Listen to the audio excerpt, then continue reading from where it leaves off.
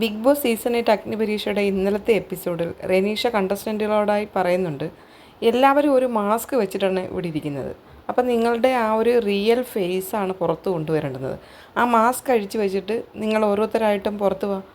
അതിൻ്റെ ഒരു സെഗ്മെൻ്റായിട്ട് ഒരു ടാസ്ക് ഉണ്ടായിരുന്നു. മാസ്ക് ഓഫ് എന്നാണ് ആ ഒരു ടാസ്കിൻ്റെ പേര്. അപ്പം അതിനകത്ത് റെനീഷയും ജഡ്ജസും കൂടി കുറച്ച് പേരെ അവിടേക്ക് വിളിക്കും. അപ്പോൾ അവർ വന്നിട്ട് LED ഒരു ടോപ്പിക്ക് കൊടുക്കും. ആ ടോപ്പിക്കിനെ സംബന്ധിച്ചുള്ള അവരുടെ ഉള്ളിലുള്ള റിയാലിറ്റി ആയിട്ടുള്ളൊരു കാര്യമാണ് അവിടെ സംസാരിക്കേണ്ടുന്നത്. അത് നിങ്ങളുടെ ഇമോഷണലി ഉള്ള കാര്യങ്ങളാണെങ്കിലും അങ്ങനെ തന്നെ അത് പറയുക. അതായിരുന്നു ആ സെഗ്മെൻറ്റ്. അങ്ങനെ ആ സെഗ്മെൻറ്റിലേക്ക് റെനീഷ വിളിച്ചത് രാജേഷ് ജേക്കബിനെയാണ്. രാകേഷിന് കിട്ടിയത് ഫാമിലിയെ പറ്റി പറയാൻ വേണ്ടിയുള്ളതായിരുന്നു. അഗ്നിപരീക്ഷ തുടങ്ങിയ സമയം മുതൽ ജഡ്ജസും കണ്ടസ്റ്റൻറ്റുകളും ഒരുപോലെ ശ്രദ്ധിച്ച ഒരു കണ്ടസ്റ്റൻ്റാണ് രാകേഷ്. രാകേഷിന് കിട്ടിയ കുടുംബത്തെപ്പറ്റി രാകേഷ് പറയാൻ തുടങ്ങി. ഒരു കലക്കൻ അപ്പച്ചനും ഒരു കലക്കൻ അമ്മച്ചിയും കലക്കൻ 4 മക്കളും അടങ്ങുന്നതാണ് എൻ്റെ കുടുംബം. അതിൽ ഏറ്റവും ഇളയവനാണ് ഞാൻ മാത്രമാണ് ആ കുടുംബത്തിൽ കലങ്ങിപ്പോയിട്ടുള്ളതെന്നും രാകേഷ് പറയുന്നുണ്ട്.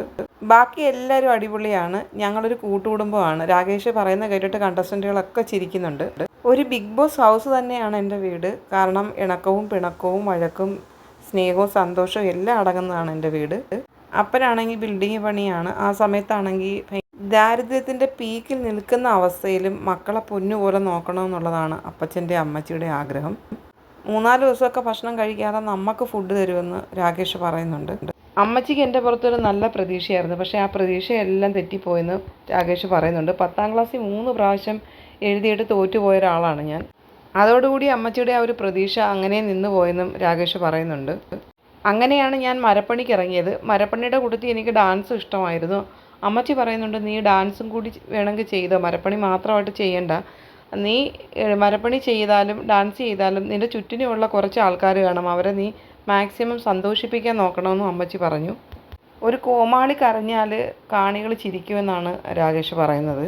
എന്നെ കോമാളിയായിട്ട് കണ്ടു എന്നല്ല അമ്മച്ചി പറയുന്നത്. നിനക്ക് കിട്ടുന്ന അവസരം നീ മാക്സിമം അവിടെ ഉപയോഗിക്കാമെന്ന് അമ്മച്ചി പറഞ്ഞതായിട്ട് രാകേഷ് പറയുന്നുണ്ട്. ഞാൻ ജയിച്ചു കഴിഞ്ഞാൽ എൻ്റെ ഫാമിലിയെ ഞാൻ പൊന്നുപോലെ നോക്കുമെന്നും രാകേഷ് പറയുന്നു. എൻ്റെ കൂടെ എൻ്റെ അപ്പനും അമ്മയും എൻ്റെ വീട്ടുകാരും എന്നും ഉണ്ടാവും. ഞാൻ എന്നും എൻ്റെ വീട്ടിൽ പറയും, അമ്മ ഞാൻ പൊന്മുട്ട ഇടുന്ന താറാവാണ്, അപ്പം എപ്പോഴാണ് ആ മുട്ട ഇടുന്നതെന്ന് എനിക്ക് പറയാൻ പറ്റത്തില്ല എന്നും പറയുന്നുണ്ട് രാകേഷ്. എല്ലാവർക്കും ഉള്ളതുപോലെ തന്നെ എനിക്കും എൻ്റെ അപ്പനും അമ്മയും കുടുംബവും ഫേവറേറ്റാണ്. അഗ്നിപരീക്ഷയിൽ നിന്ന് തിരഞ്ഞെടുക്കുന്ന 4 കണ്ടസ്റ്റൻറ്റുകളിൽ ഒരാളാവാനുള്ള സാധ്യത കൂടുതലുള്ളൊരു കണ്ടസ്റ്റൻ്റാണ് ഈ രാകേഷ് ജേക്കബ്. അഗ്നിപരീക്ഷയെക്കുറിച്ചുള്ള മറ്റുള്ള വീഡിയോകൾക്കായി ഈ ചാനൽ നിങ്ങൾ സബ്സ്ക്രൈബ് ചെയ്യാൻ മറക്കരുത്.